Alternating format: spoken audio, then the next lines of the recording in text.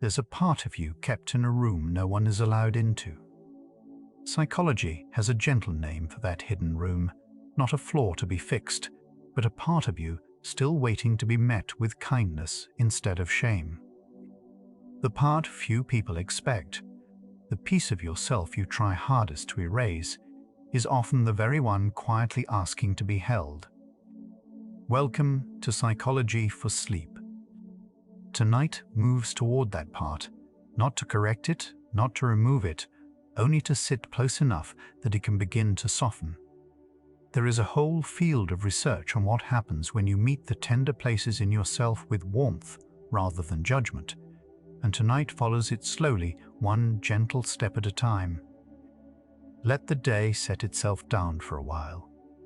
You're in the warm, low-lit place where the parts of you that usually stay hidden are finally allowed to be seen. Let your breath grow slow, and let your shoulders come down from wherever they have been holding. And so, softly, we turn toward the part of you that has been waiting all along to be loved.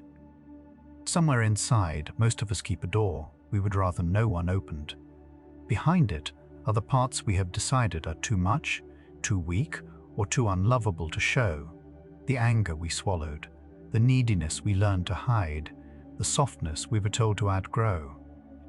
We spend a great deal of quiet energy keeping that door shut. Tonight begins with the gentlest of questions, the one underneath everything that follows. What would change if you stopped standing guard and turned, for once, to face what you have been hiding? Not to fix it, but to meet it. You do not have to answer yet. You only have to let the question be asked. A child learns very early which feelings are welcome in a home and which are not. If tears were met with impatience, sadness quietly became something to conceal. If anger brought punishment, the child learned to fold it away and smile instead. None of this is a flaw in the child. It is the mind doing something intelligent, trading away a piece of itself in exchange for belonging. Psychologists describe this as a kind of conditional acceptance. We keep the parts that were loved and exile the parts that were not. The rejected pieces do not disappear. They simply move somewhere darker and wait. What you learn to hide, you learned in order to be kept close. Ask anyone honest enough, and they will admit there is a version of themselves they never show.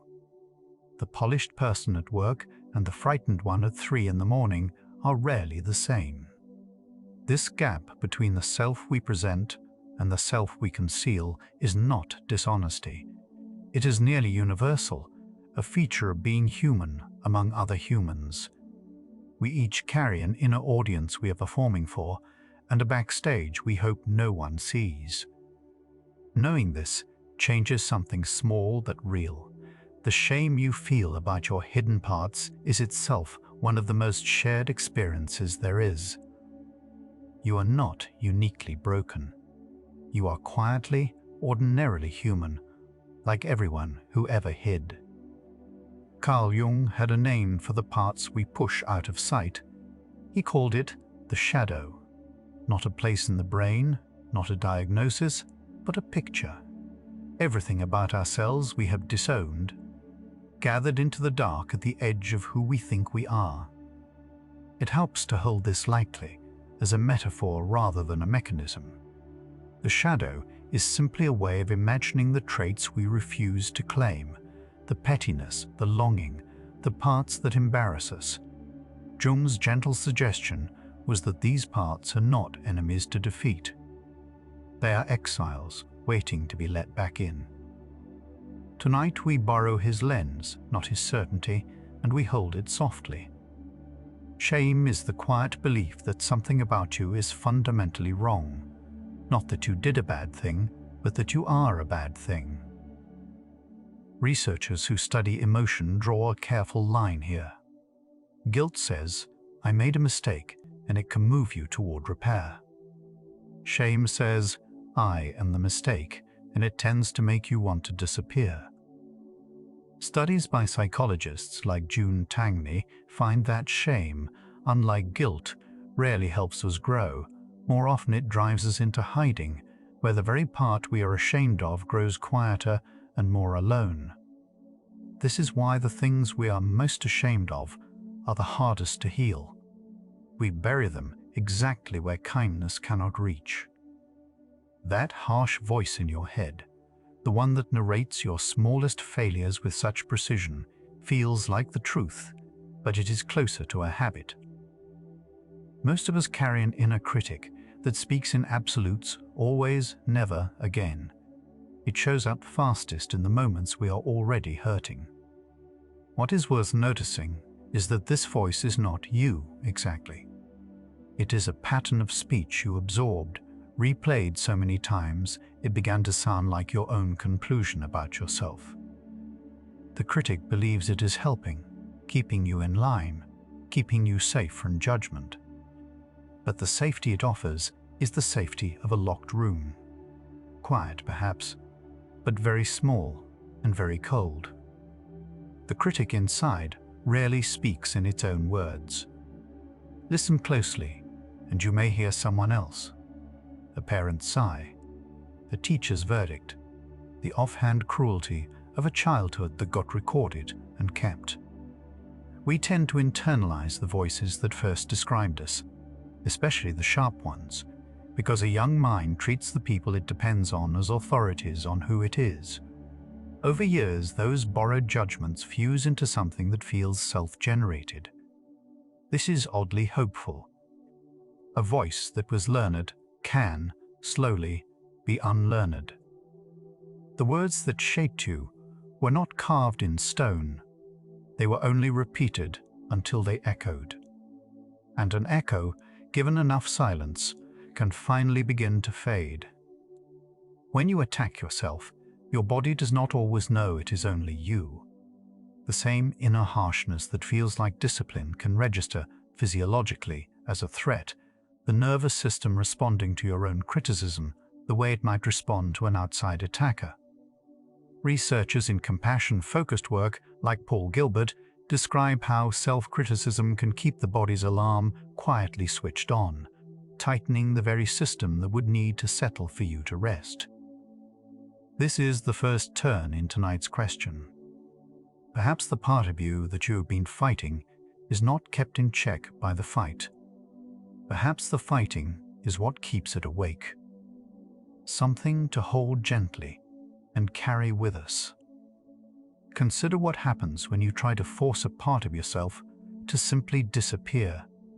You resolve to stop being anxious, to never feel jealous again, to erase the neediness you find embarrassing. For a while it seems to work. Then, often at the worst moment, the exiled feeling returns, louder, as if it had been gathering in the dark. This is not weakness or failure of will. It is closer to a law of the inner world. What we refuse to feel, we cannot finish feeling, and what we cannot finish tends to repeat. The part you banish does not leave the house. It moves to the basement and knocks on the floor. Rejection, it turns out, is a poor way to be rid of anything. Try, right now, not to think of a white bear. Notice how it arrives anyway, almost at once, precisely because you told your mind to keep it out. Psychologist Daniel Wegner studied this and found a strange loop. The effort to suppress a thought quietly monitors for that very thought, which keeps summoning it back. The mind cannot push something away without first holding it. This is why willpower alone rarely silences the parts we dislike. Every act of pushing is also a kind of gripping. The harder you press a feeling down, the more of your attention it silently keeps. What you resist does not just persist, it lingers in the very hand that is trying to let it go. Push a feeling down and it does not quietly vanish. It goes underground and keeps running. Studies of emotion regulation, notably by psychologist James Gross, find that hiding a feeling on the outside often raises the body's arousal on the inside. The heart works a little harder. the system stays a little more activated, even as the face stays calm. Suppression, in other words, is expensive. It costs energy to hold a door shut against something that only wants to be felt. This is part of why the evenings we spend performing fine can leave us so strangely tired. The feeling was never gone. It was being carried, silently, by a body that would have preferred to simply let it pass through. Respect and tenderness are not the same thing, though we often confuse them. You can respect yourself, admire your discipline, your competence, your ability to hold it all together, and still have no idea how to be gentle with the part of you that is struggling. Many people arrive here honestly. I know how to earn my own regard, but not how to offer myself warmth. Respect feels like something you have to deserve. Tenderness asks for nothing in return. It is the difference between a firm handshake and a hand on the shoulder. And it is often the second one, the undeserved one, that the hidden parts of us have been quietly waiting the whole time to receive. Self-esteem asks a quiet, exhausting question: are you good enough? It rises when you succeed, when you compare well, when the mirror and the world agree. But because it depends on measuring up, it falls just as easily on the days you fail, or someone outshines you, or the achievement wears off. Researchers have noticed that self-esteem built on being better than is a fragile foundation, because it turns other people into the ruler you are measured against. It feels wonderful when you are winning and hollow the moment you are not. Something in us senses this instability and works harder and never quite arrives. There is, it turns out, a steadier ground to stand on, but it is not made of proof. Kristin Neff spent years studying a different way of relating to yourself, one that does not depend on being good enough. She called it self-compassion and defined it not as a feeling you conjure, but as 3 things you practice. First, treating yourself with kindness rather than judgment when you struggle. Second, remembering that struggle is part of being human, not evidence that you alone are failing. Third, meeting your pain with clear, gentle attention rather than either drowning in it or shoving it away. What makes this steadier than self-esteem is simple. It does not require you to succeed. It only requires you to be hurting, which, at some point tonight, you already are. That is the whole entry fee, and you have paid it. Self-kindness begins with the single, almost strange permission to speak to yourself the way you would speak to someone you love. Most of us do the opposite by reflex. We save our sharpest words for our own ears. Self-kindness is not flattery, and it is not excuse-making. It is the choice, in a moment of failure, to add warmth instead of another blow. Neff's research suggests this is a skill, not a fixed trait, which means it can be learned by anyone, at any age, including those who were never once shown it. You do not have to believe you deserve it for it to begin working. You only have to try the gentler sentence and notice that the sky does not fall when you are kind to yourself. You are not the only one carrying a hidden self, and this is not a small comfort. It is one of the active ingredients of healing. Neff calls it common humanity, the recognition that imperfection, failure, and the ache of not enough are threads running through every life, not personal defects stitched only into yours. Shame whispers that you are alone in your particular flaw. Common humanity gently answers that the very feeling of being uniquely broken is one of the most common feelings there is. When you remember this, something in the isolation loosens. The wall you built to hide behind turns out to have countless other people standing quietly on the other side of it, hiding the very same things. Notice the difference between drowning in a feeling and simply seeing it. The third strand of self-compassion is a kind of balanced attention, turning toward your pain clearly enough to name it without falling in so deep that you become it. You are not your sadness. You are the one noticing the sadness. This small shift from being the storm to watching the weather is where the question of the night begins to turn. Maybe you were never meant to defeat the part you dislike. Maybe you were only ever meant to see it clearly and stay. Because a feeling that is finally witnessed, without judgment and without escape, tends to soften on its own, not because you forced it, but because it was allowed to be here. Some people worry that being kind to themselves is just self-pity, dressed up, or a permission slip to give up. The research points the other way. Self-pity says, "Poor me," and closes in, magnifying suffering while forgetting everyone else's. Self-compassion says, "This is hard, and it is hard for humans," and opens outward. It does not exaggerate the pain or excuse the harm. It simply refuses to add contempt on top of the hurt. There is a quiet firmness in it, the same steadiness a good parent offers a child who has made a mistake. Not "you are fine, do whatever you want," but "you are loved, and we will face this together." Gentleness, it turns out, is not the opposite of honesty. Across dozens of controlled studies, one pattern keeps returning. People who learn self-compassion tend to grow less anxious, less depressed, and more resilient over time. This is not wishful thinking or a soft idea that only sounds nice. Reviews pooling many randomized trials have found that self-compassion training reliably lowers anxiety and lifts well-being, with effects that hold up under careful measurement. What is quietly moving is how ordinary the practice is. A few gentle words, a hand placed over the heart, a moment of remembering you are human. The science here rests on solid ground. The part of you that suspected kindness might be more than sentiment was right.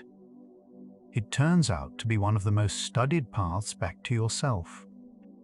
Many fear that self-compassion will make them soft, that without the whip of self-criticism, they will stop trying altogether. Studies suggest the reverse.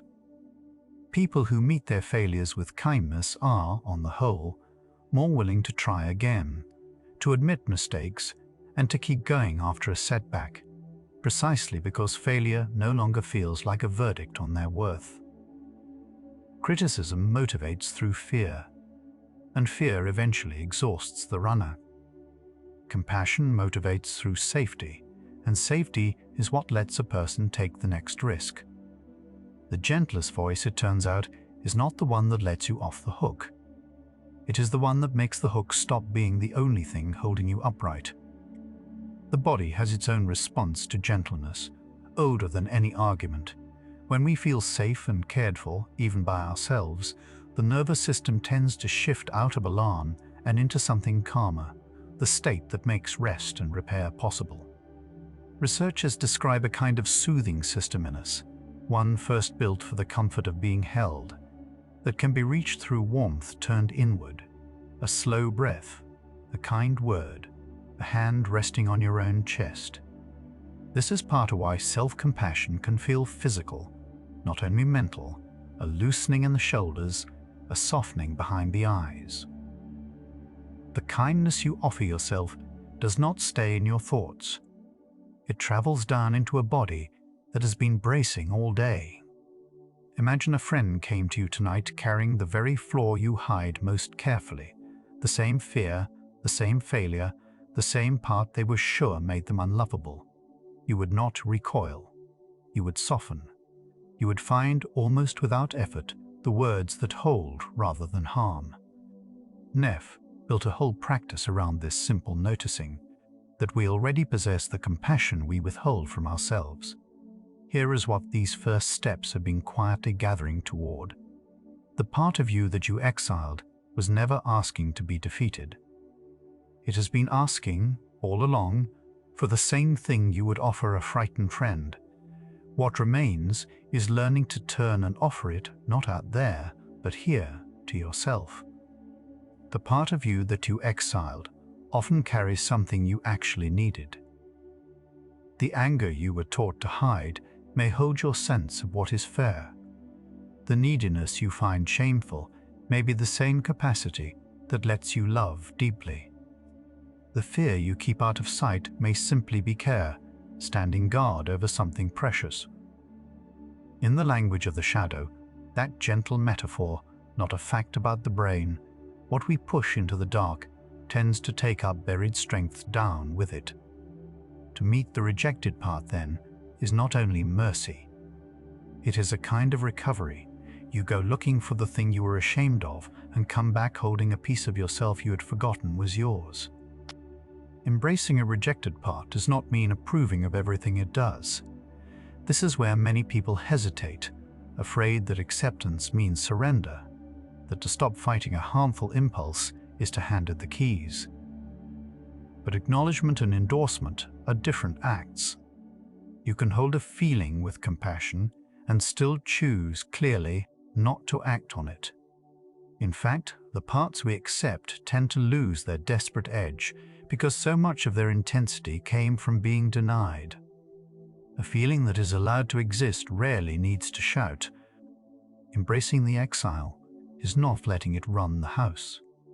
It is opening the basement door, turning on the light and saying, "I know you are here, and you no longer frighten me."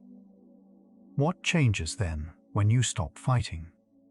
Tonight we began with the door held shut and a quiet question about what waits behind it. These first steps have not asked you to force anything open. They have only suggested that the part of you longing to be loved and the part of you doing the rejecting were never truly enemies, that the war was the wound, not the cure. The rest of the night follows this thread inward toward what actually happens in a mind and a body when rejection finally gives way to kindness. For now, nothing is required of you. You have already done the hardest part of the evening. You turn toward the door instead of away. If something in this hour has felt like it was speaking to a part of you that rarely gets spoken to, you can let that be enough for now. There is nothing to do with it, nowhere to be. Should you want this quiet voice to find you again on another restless night, the subconscious mind reprogramming playlist stays here, waiting without asking anything of you. For now, let your eyes rest wherever they have settled. We will keep going, slowly, together. Right now, without any effort from you, the part that has been braced all evening is beginning to unclench. The way a feeling loosens the moment it is finally allowed to be here. You do not have to decide anything about it. You do not have to fix the thing you came in carrying. Notice, if you can, that nothing has been forced open tonight, and yet something already feels a little less guarded than it did an hour ago. What you have not heard yet is what happens in the body and the quiet machinery of the mind when kindness steps in where the fighting used to be, not as an idea, but as a slow, real change you can feel. That is where the next stretch begins to move. Let one long breath go. We drift on from here. Somewhere inside you lives a part you have quietly agreed not to like. For a long time, the plan was simple. Be kinder to yourself by being harder on that part. Psychologist Kristin Neff spent years studying a different approach and found that self-compassion is not one thing, but three woven together. The first is self-kindness, the choice to treat yourself the way you would treat someone you love who was struggling. Not indulgence, not excuses, just warmth turned inward. In her research, people who practiced this reported steadier moods and far less harsh self-judgment. The part you reject was never asking to be fixed. It was asking to be met. Think of the last time you made a mistake and felt utterly alone in it, as if everyone else had figured out how to be a person, and you had somehow missed the lesson. That feeling has a name in Neff's work. It is the absence of what she calls common humanity. The second thread of self-compassion is remembering that imperfection is not your private failing. It is the shared condition of being human. Everyone carries parts they would rather hide.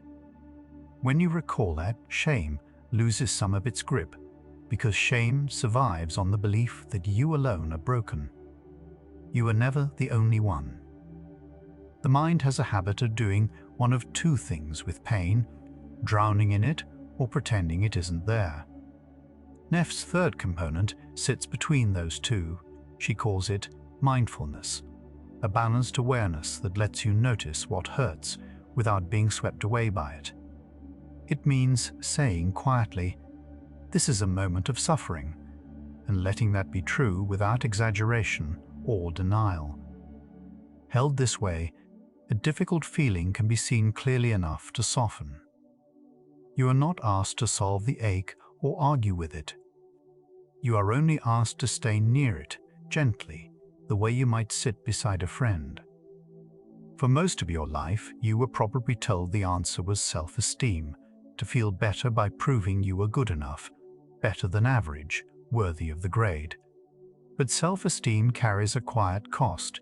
It rises and falls with success, and it often depends on standing above someone else. Neff's research points somewhere kinder. Self-compassion does not ask you to be exceptional.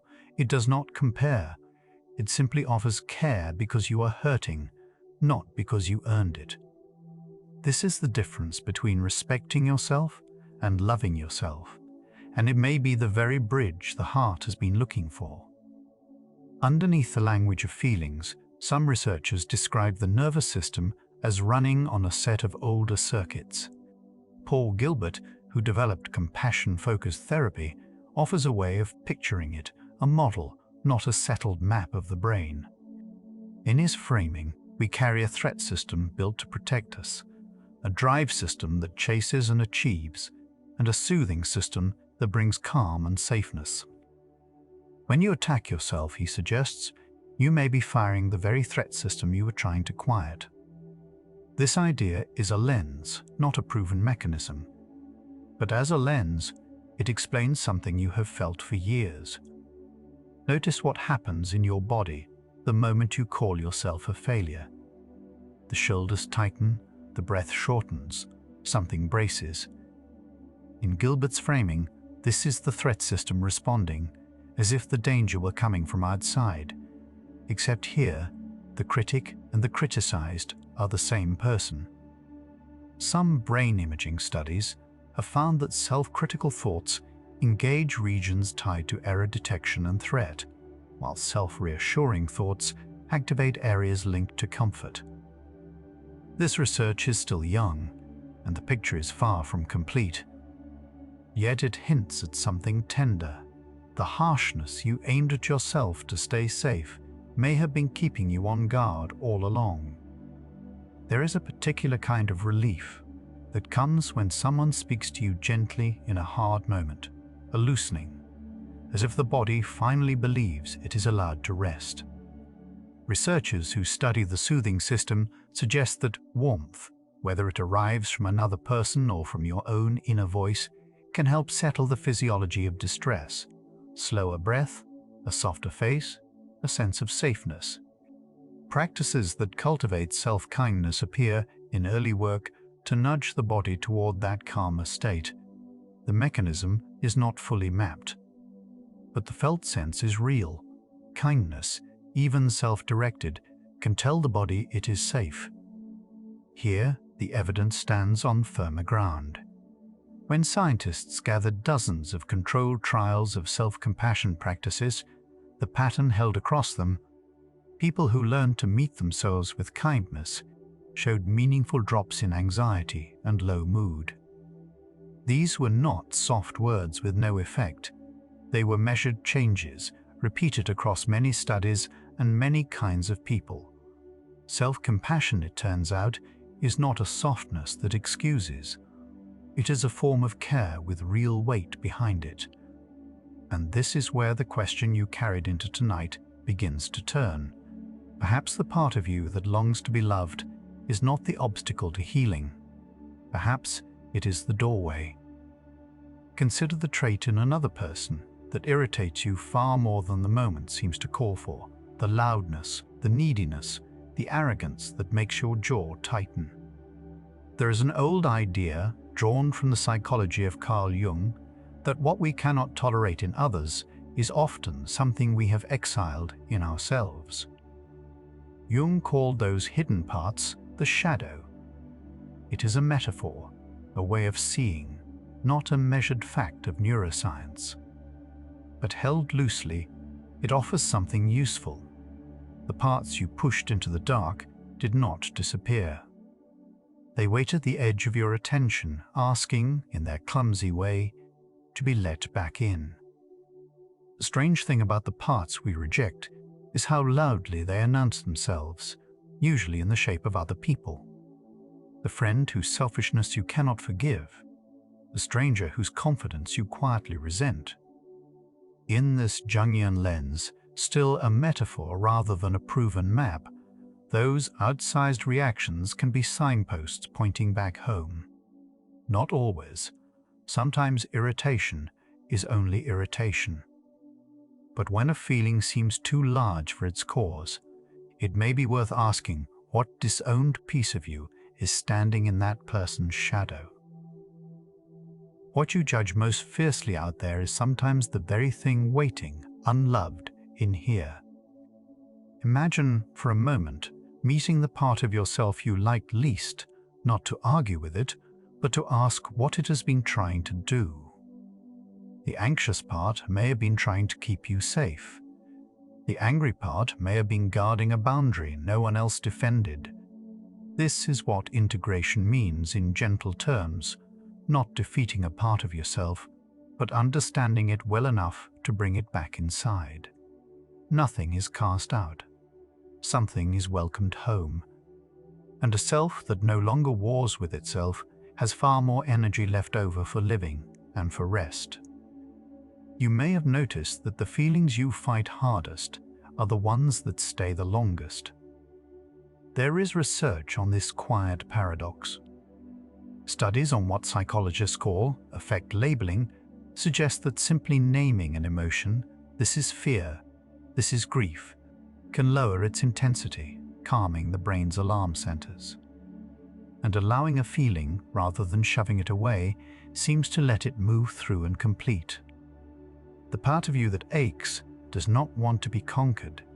It wants to be acknowledged. When you turn toward a feeling with a gentle name, you are not indulging it. You are helping it finally rest. A knot pulls tighter the harder you yank at both ends, and emotional resistance can behave the same way.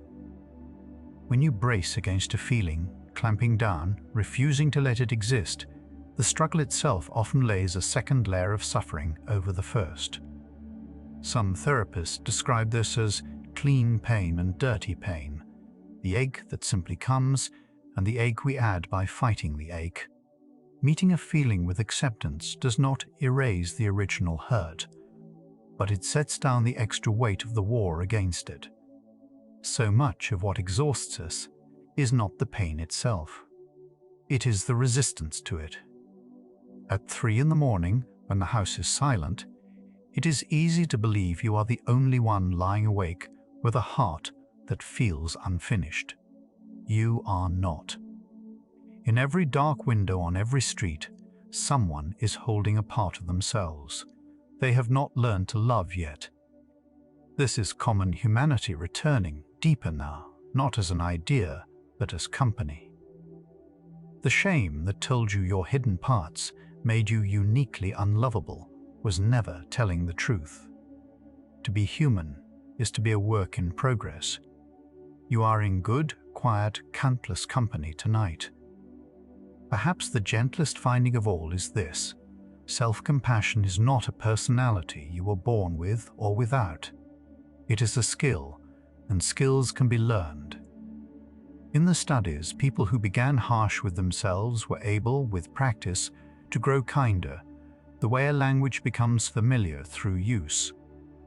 Every time you meet a hard moment with a little warmth, instead of the old sharpness, you strengthen something.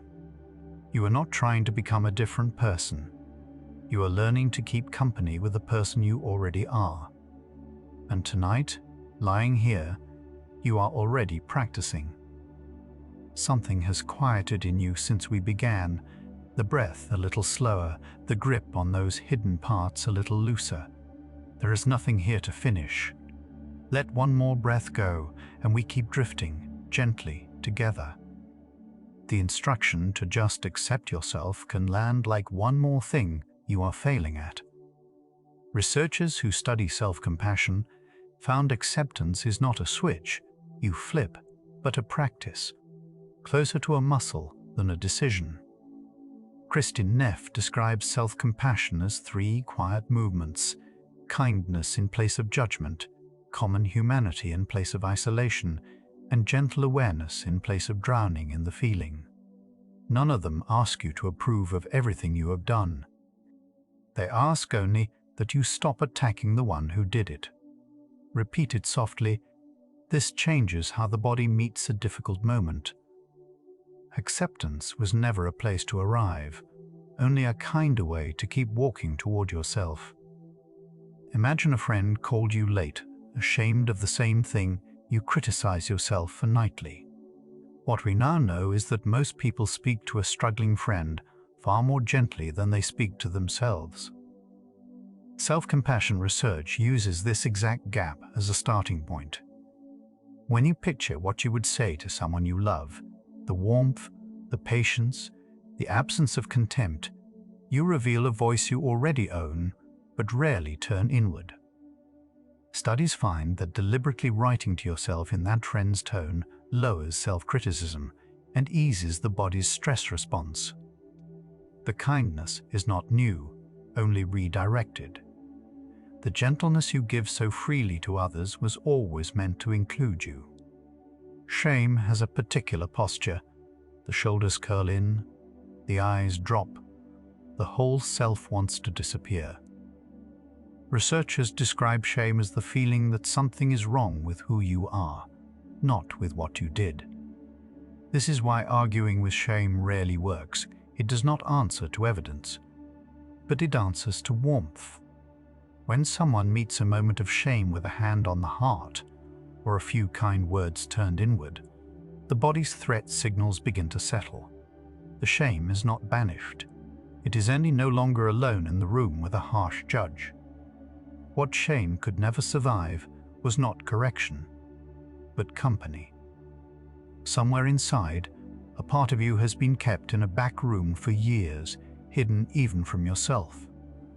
Carl Jung called this hidden material the shadow, a metaphor, not a mechanism, for everything we disown to stay acceptable. The image endures because it names something true. The traits we bury do not disappear, they wait. Jung's word is not a proven brain circuit, but self-compassion offers a gentler translation.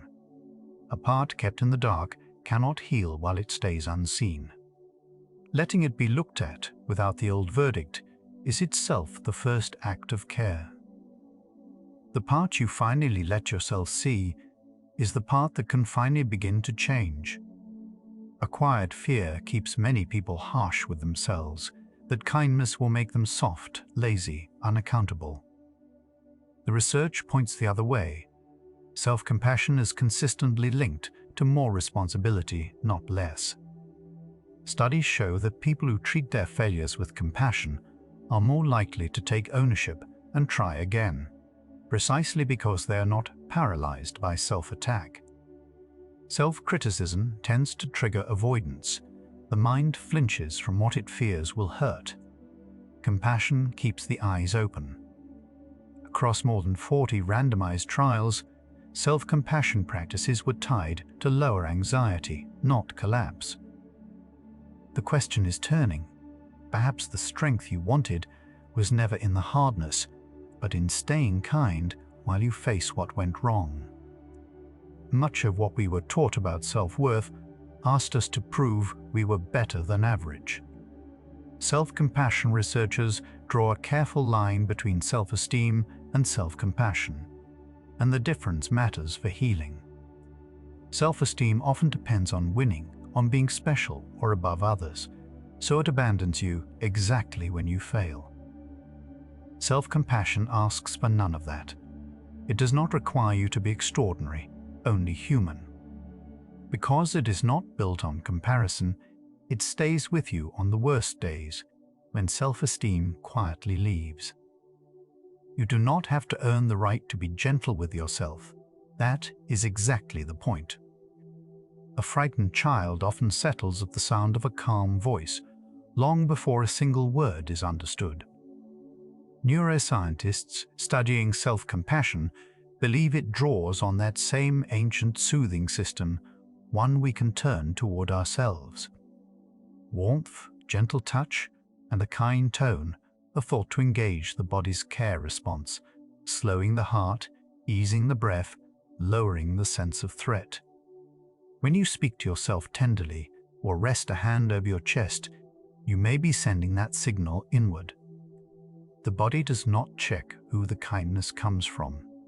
The comfort you have waited your whole life to receive can begin quietly in your own hands.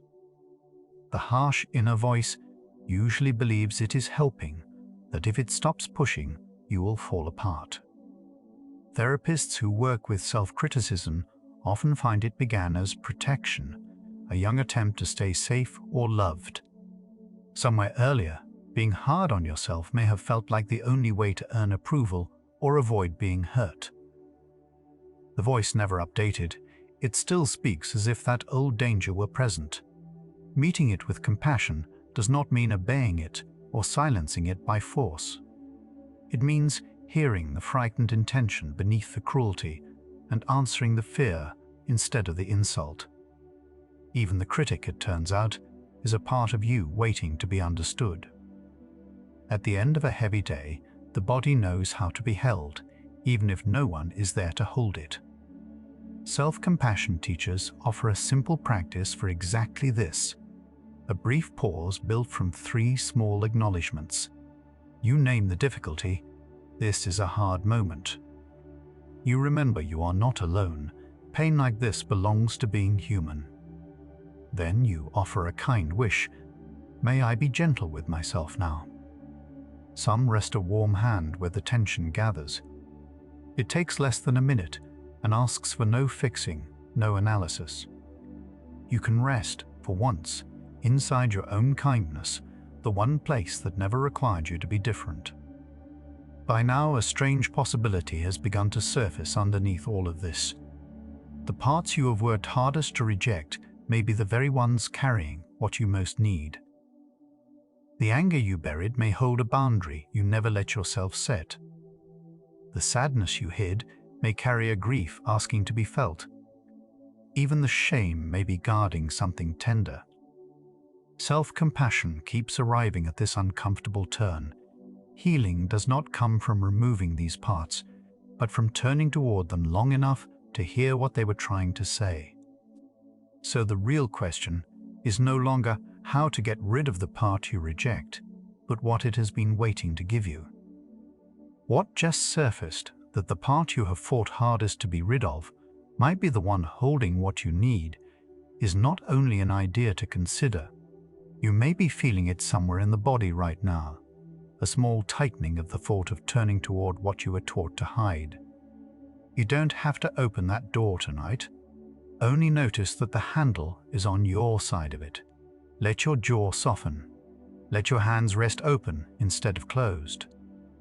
What comes next follows this turning, slowly, gently, without asking you to force a single thing. Somewhere between wanting to be kinder to yourself and not knowing how, a quiet gap has always opened. Researcher Kristin Neff gave a name to what lives there, self-compassion, and she found it to be a skill, not a trait you either have or lack. It is 3 things at once: treating yourself with the warmth you would offer a friend, remembering that struggle is part of being human, and holding your pain with awareness instead of drowning in it. None of these require you to like the part you reject. They only ask you to stop attacking it. What you called respect was only ever the beginning. The body registers how you speak to yourself long before the words finish forming. Psychologist Paul Gilbert built a therapy around this, describing 3 emotional systems. The mind runs on, one for threat, one for drive, one for soothing. Self-criticism keeps the threat system switched on, the same circuitry that braces you against danger. Self-compassion is thought to engage the soothing system, the calm a mammal feels in safe company. Gilbert frames it as care turned inward, using the body's own machinery for feeling safe. The harshness was never making you stronger. It only kept a part of you permanently on guard. A hand resting over your own heart in a hard moment can feel almost embarrassing. Gilbert and others have studied soothing self-touch as a way to steady the body. Their researchers stay careful about how far the effect reaches. Some studies suggest a kind, self-directed gesture eases the body's stress response, while others urge caution about overstating it. What is clearer is that the gesture signals safety, and a body that feels safe stops preparing to fight. The part of you that flinched at your own tenderness may never have been offered it. Ask what happens the moment you notice a feeling without trying to fix it or flee from it. This is the mindfulness thread in Neff's model, meeting your experience as it is. When shame arrives, the reflex is to spiral into it or slam a door on it. Mindful awareness offers a third position, seeing the feeling clearly, naming it, letting it be present without letting it become the whole room. Research on self-compassion suggests this steadiness is part of why it lowers distress. The part you hide does not need to be solved tonight. It only needs to be seen without alarm. No one arrives at adulthood without a few rooms inside. They would rather no one entered. Neff calls this recognition common humanity, the understanding that imperfection is not your private defect, but the shared condition of being a person. Self-criticism isolates. It whispers that your flaw is uniquely disqualifying, that everyone else is somehow whole. The thing you were sure set you apart is, quietly, one of the most human things about you. Studies find this sense of shared struggle is central to why self-compassion soothes rather than indulges. The part you were sure made you alone is what connects you to nearly everyone. The question of whether kindness towards yourself does anything measurable has an unusually clear answer. Across dozens of controlled trials, higher self-compassion is linked with lower anxiety, and training it appears to move the number, not merely describe it. One large review pooling more than 40 randomized studies found that self-compassion interventions reduced anxiety with a sizable effect. These were not people told to think positively.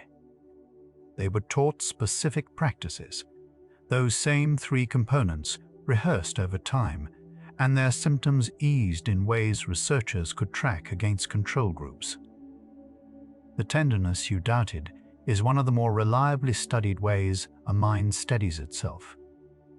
There is a version of strength that looks like gritting your teeth, and it tends to crack under enough weight.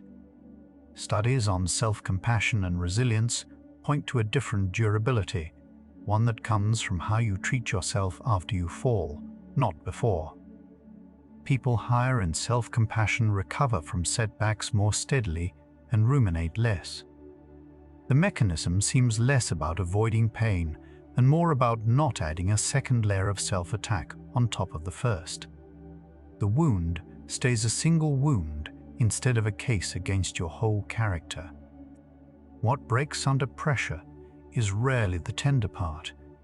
It is the part standing guard against it. Underneath the calm that follows a moment of self-kindness, something in the body is quietly shifting gears.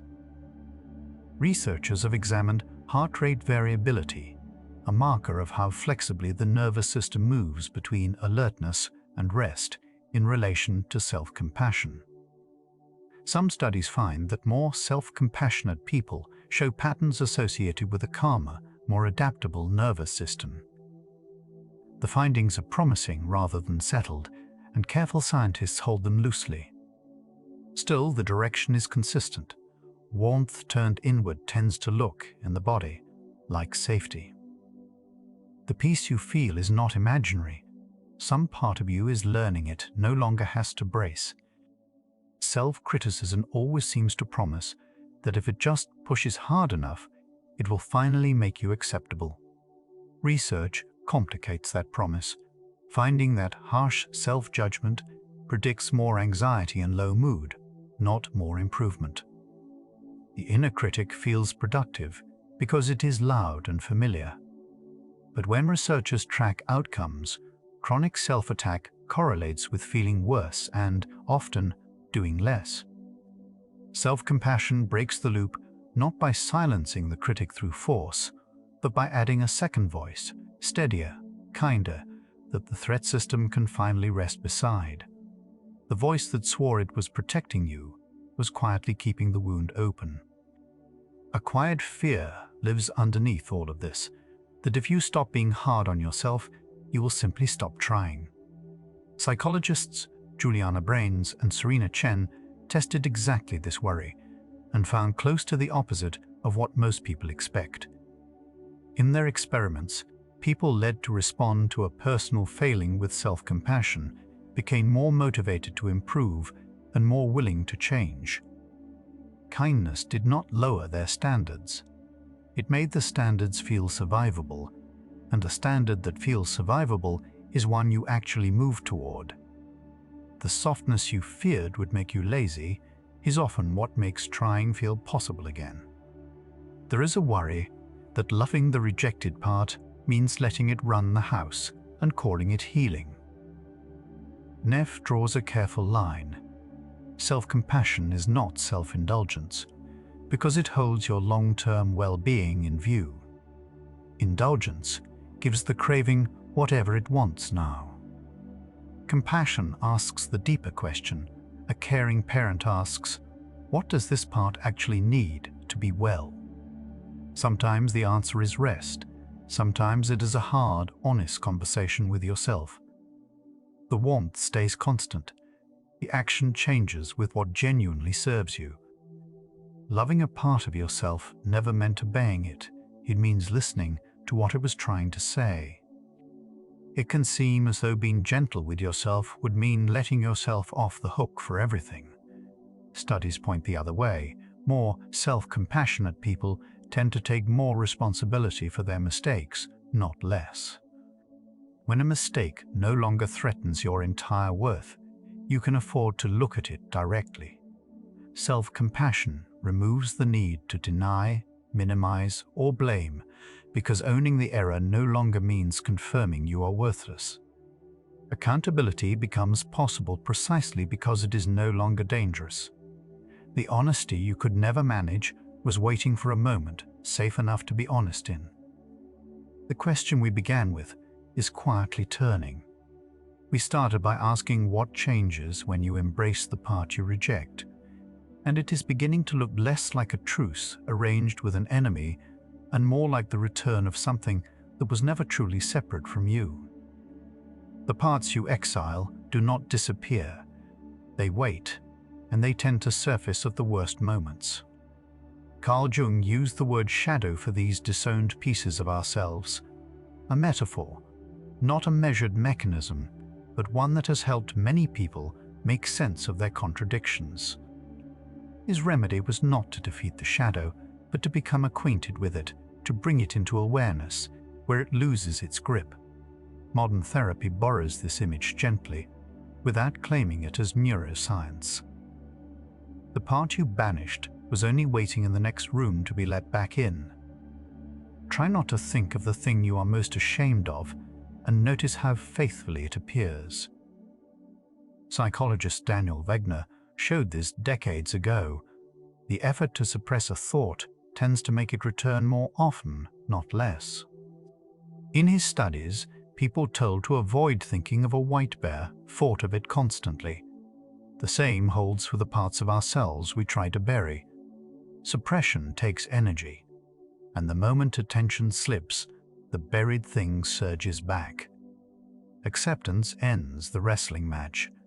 The buried part keeps winning. The grip loosens, not when you push harder, but the moment you stop pushing. The strange thing about trying to force yourself to change is how rarely the forcing works. The therapist Arnold Baser called this the paradoxical theory of change, that we transform most fully when we stop trying to be someone other than who we are.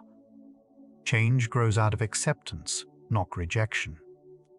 As long as you are at war with a part of yourself, your energy pours into the war. When you finally acknowledge the part as it is, the standoff ends and movement becomes possible.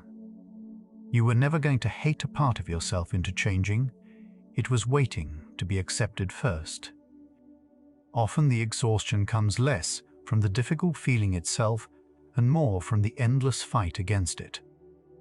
Acceptance and commitment, therapy makes this its central claim, that much of our suffering is the struggle layered on top of pain, not the pain alone.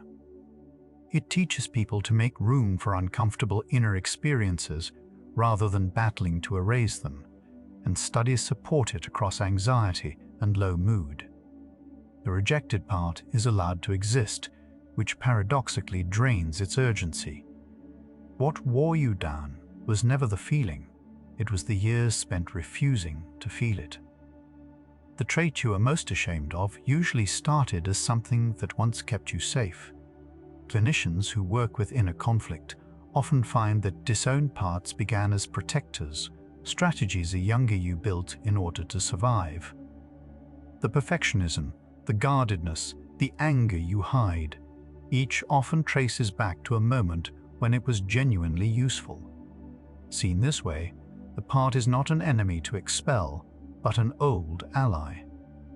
Compassion lets you thank it and gently update it rather than shame it back into hiding.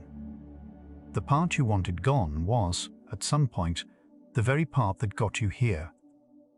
Shame has a particular way of making you feel that the flaw is not something you did, but something you are. Researchers distinguish guilt from shame and find self-compassion an effective counterweight to shame. Guilt says a behavior was wrong and can be repaired. Shame says the self is wrong, which offers no exit. Self-compassion interrupts this by separating your worth from your worst moment. Studies link higher self-compassion to lower shame and to a greater willingness to face the very things shame tells you to hide. The part you buried in shame was never unlovable. It was only meeting a voice that refused to love it.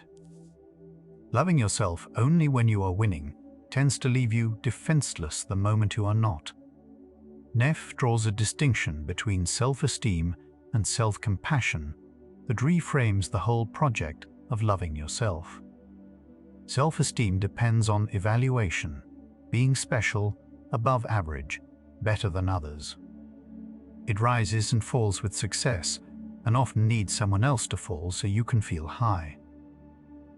Self-compassion asks nothing of the sort. It is available on your worst day precisely because it does not require you to be good, only to be human. That is why it holds when self-esteem collapses. You do not have to earn your way into your own kindness. The room where you feel safest is usually the room where you are most willing to try something new. The same principle runs through the research on self-kindness and growth. People learn and explore more from safety than from threat. A mind braced against attack narrows, it defends. A mind that trusts it will not be punished for imperfection, can afford curiosity, risk, and honest self-examination. This is part of why self-compassionate people show more growth after failure. Kindness is not the opposite of ambition. It is the ground ambition needs to stand on. The gentleness he withheld was the exact condition the rejected part needed to grow. The shift from self-attack to self-compassion rarely arrives as a single revelation. It comes as a practice, repeated. Neff and her colleague Christopher Germer built a program around this called mindful self-compassion, and trials suggest the skill strengthens with use. Participants practice small, deliberate moments, noticing suffering, remembering they are not alone, offering a kind gesture. Over weeks, measures of self-compassion rise and anxiety tends to fall. The rejected part is not repaired all at once. It is met again and again until meeting it feels ordinary. You do not have to love the whole of yourself tonight. You only have to stop leaving that part alone. The way you speak to yourself was learned, often from voices that were never yours to begin with. Because it was learned, researchers point out, it can be relearned. The inner tone is a habit, not a fixed trait. Many people discover their harshest self-talk echoes someone from long ago. Self-compassion practice works, in part, by installing a new internal voice through repetition, the way any habit forms. It offers a second option often enough that, over time, the mind begins to reach for it first. The cruelty you thought was who you are is a script you were handed and can gently set down. Something quietly reorganizes when a part you spent years pushing away is finally allowed to stay. This is what integration means in the therapeutic sense, not fixing the part, but restoring it to the whole it was cut off from. The vigilance relaxes, and the energy that went into hiding returns to you. What you feared would overwhelm you, once welcomed, tends to soften into everything else you are. Wholeness is not the absence of difficult parts, it is the presence of all of them, none exiled. You were never going to become whole by removing a piece of yourself. You become whole by bringing the piece home. Respect can hold a person at a careful, correct distance. Love is what closes it. The gap between respecting yourself and loving yourself is, in the research, largely the gap self-compassion is built to cross. Respect grants your worth from arm's length. Self-compassion moves in closer, it stays present with the parts that are not admirable. That closeness, offered without conditions, is much nearer to what we mean by love. And unlike respect, it does not withdraw when you fail, it leans in exactly then. What you were missing was never respect. It was permission to come close to the parts you kept at a distance. After all of it, a single shape has been forming beneath every piece of evidence tonight. The research converges on something simpler than it first appears. Healing was never the removal of the part you reject. Across the trials on self-compassion and the studies on acceptance, the same conclusion keeps surfacing. What soothes anxiety and restores wholeness is not eliminating the difficult part, but changing your relationship with it. Learning to meet that part with kindness is the mechanism itself. Self-compassion is not the reward for healing, it is how healing happens. The part you were waiting to fix was only ever waiting to be loved. A cut on the skin closes without ever being told how. You do not assemble the new tissue. You do not decide when the swelling eases. The body simply returns to wholeness quietly on a schedule older than any worry you brought to it. The same is true of what you are carrying tonight. The part you have finally stopped fighting is not waiting for you to fix it. It is only waiting to be left alone with your kindness, which was all it ever needed. You can stop supervising the repair. What the rest of this hour holds is not more work. It is the same understanding, arriving now as feeling rather than thought, the last of the distance closing on its own. By now, the part of you that you once wanted gone has been in the room this whole time, listening. Researchers who study self-compassion describe a quiet shift that happens here, the moment attention turns from fixing to simply keeping company. Nothing is being corrected. The frightened part is only being noticed without the old flinch. And in that noticing, the body's alarm begins settling on its own, the way a room softens when someone finally sits down and stays. Consider the small, younger version of you that first learned to hide. It was not weakness that taught the hiding. It was care, an attempt to stay safe and stay loved. Compassion researchers call this the wisdom of self-kindness, understanding that the parts we buried were once doing their best. Tonight, there is no argument left to win with them. There is only the slow, worn recognition that they were never the enemy, only a child who waited a long time. A door left open all night lets the cold in, but it also lets the one still outside come home. The parts of yourself you kept shut out are not the intruders you learned to fear. When self-compassion opens that door, the nervous system reads safety instead of threat. Nothing rushes in to overwhelm you. What returns is quieter than you feared, a piece of you that only ever wanted to be let back inside. Somewhere inside, the harshest voice you know is beginning to lose its grip. It was never truth, only a habit, learned early and repeated often.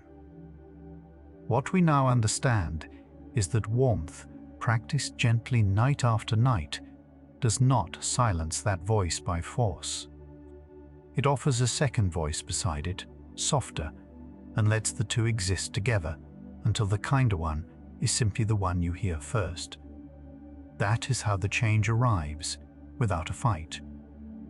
Notice how a hand laid over the heart slows the breath before anyone asks it to. Compassion-focused therapy works with this, warmth and touch signaling the body's soothing system, the same one a parent calms a child through. Belief that you deserve it is not required for it to reach you. The mechanism is older than your doubt. Kindness, turned inward, arrives at a place that argument never could, and the body answers before the mind agrees. The word kindness can feel too soft to matter until you meet the version of yourself that has gone without it for years.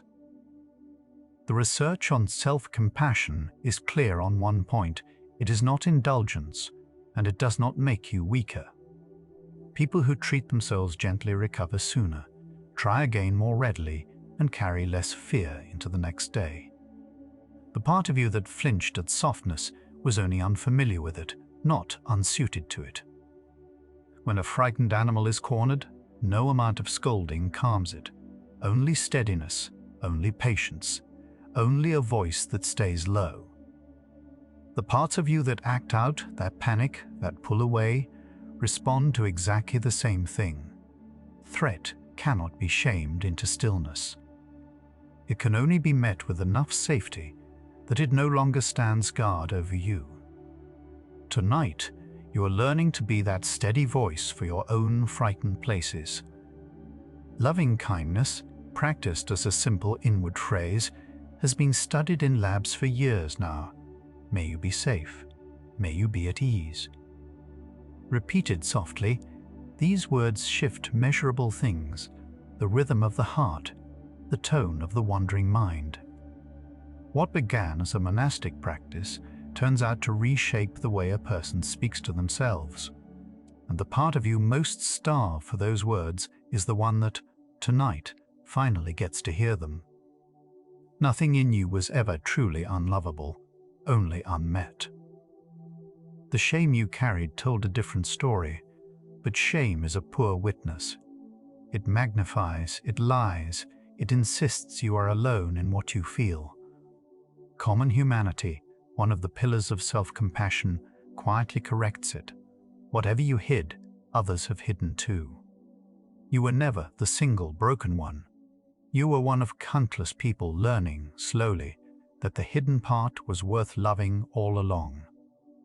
The question that opened tonight, what changes when you hold the part you keep pushing away, has stopped being something you think about.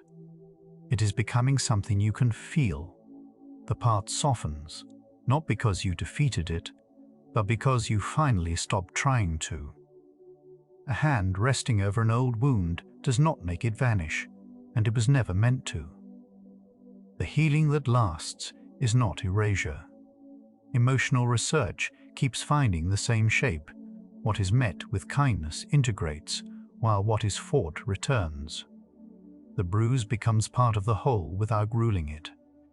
So the aim was never a self scrubbed clean of its shadows. It was a self large enough to hold them gently. The parts you spent years managing are tired, the way anything is tired after standing guard too long. When compassion finally arrives, what people describe is not fireworks but rest, a long exhale in a place that had forgotten how. The vigilance was real work. Setting it down is its own quiet mix of grief and relief, and the parts that guarded you can lie down beside you now, off duty, at last allowed to simply belong. Warmth, it turns out, is not the reward at the end of healing, it is the method. For a long time you believed becoming better came first, before you were allowed to be gentle with yourself. The research reverses the order. Gentleness comes first, and the becoming follows. A person spoken to kindly grows toward that kindness. You were waiting to earn what was always meant to come before the earning. Every winter, the ground holds seeds. It shows no sign of keeping. Nothing looks alive. Yet the holding is not neglect. It is the quiet condition under which return becomes possible. The parts of you that seem frozen tonight are not lost. Held with patience, without demand, they wait for their own season. The thaw cannot be hurried.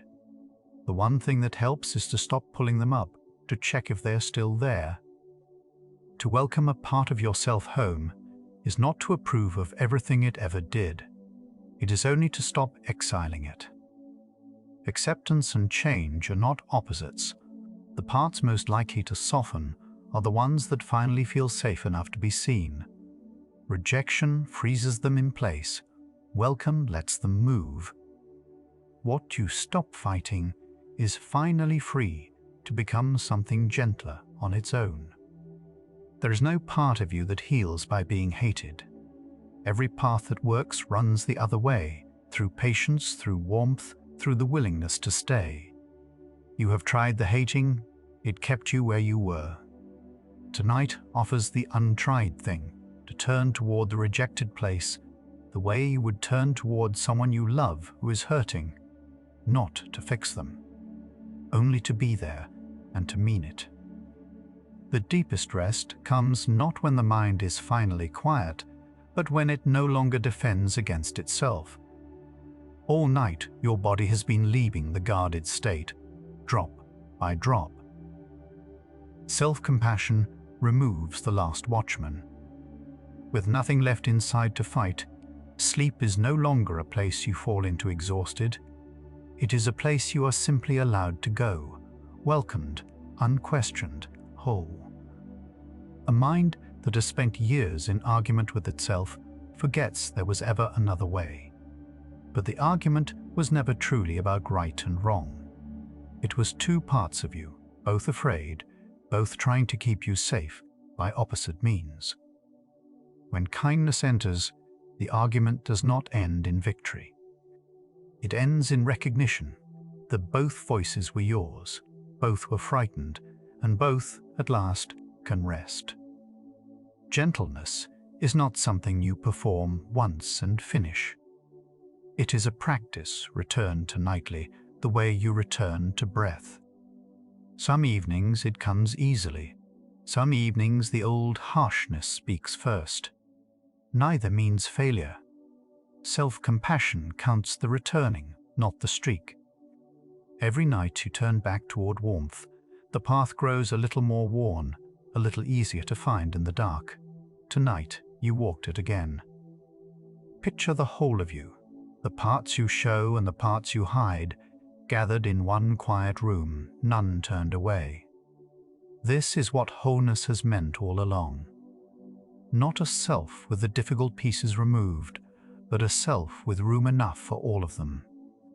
You were never missing something waiting to be found elsewhere. You were only keeping some of yourself outside in the cold. Tonight, everyone comes in. What is held with tenderness changes, and what is held with contempt only hardens. You have known both. The hardening felt like protection, but it cost you the very softness you were trying to keep safe. Tenderness asks less and gives more. It does not wait for the frightened part to improve before it is loved. It simply stays, and in the staying, without pressure, the part it holds begins, quietly, to soften. You were never too much, and you were never too little. Those were measurements taken by people who could not see you, and you carried them long past their usefulness. The truth is plainer and kinder. You were always exactly a person, whole and unfinished, worthy of the same gentleness you give so freely to everyone else. Tonight, the measuring stops. What remains is only you, allowed at last to simply be. Tonight, the old argument between who you are and who you believed you were meant to be is finally growing quiet. Not because one side won, because you stopped needing there to be a war. The part you rejected was never waiting for you to defeat it. It was waiting all this time to be loved. And love was the one thing you had not yet tried to give it. Wholeness was never something you assembled through effort.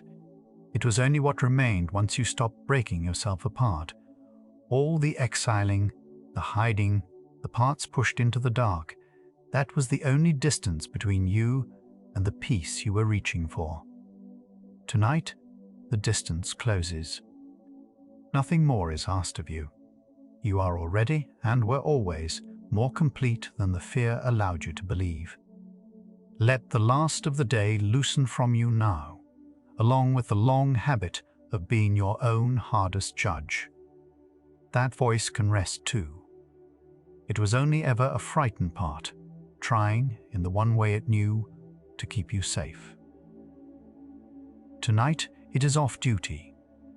Tonight, every part of you lies down in the same warmth, and no one is left outside, and nothing in you is turned away. The parts of yourself you rejected were never waiting to be fixed. They were only waiting to be loved. Healing was never the work of casting out the shadow. It was the slow, tender act of gathering yourself home. Tonight, you did not defeat anything. You welcomed it. And the part that spent so long in the cold is finally, quietly, warm. The part you spent so long trying to be rid of turns out to be the very thing that makes you whole. There was never a self on one side and a shadow on the other, only you, divided by fear. And the dividing was the only wound. Let your entire being dissolve into the warmth of a house where every room is finally lit, every door unlocked, no one left waiting in the dark. Nothing in you is turned away tonight. You are all the way home. Respect was the only door you ever knew how to open toward yourself. You learned it early, how to be fair to yourself, how to be responsible, how to hold a standard. But respect keeps a careful distance, and love does not. Love comes closer than that. It sits down beside the part you were only ever polite to, and it stays. That closeness is what tonight was reaching for. Not a better version of you earned through effort, the version already here, gathered in from the cold and held without condition. Somewhere in you, a part that has only ever been respected is being loved for the first time. It does not know yet what to do with that. It carries no task. It is enough to rest here, warm, while the loving reaches it, and you rest. The subconscious mind, reprogramming playlist, has been returning to this question from many sides, how the mind learns to hold itself differently in the dark. The next hour carries it further, toward the part tonight only began to warm. That hour is waiting whenever you are ready. You can allow these thoughts to settle now, like the last light left on in a house where everyone has finally come home. Let your body grow heavy, the way it does when the guarding is finally over. If sleep comes, let it take you to the place where every part of you rests in the same warmth. If your eyes have already closed, there is nothing left to keep them open for. Rest well, gentle soul. The part you kept outside so long is inside now, and warm and staying, where the mind learns at last to hold itself softly. Good night.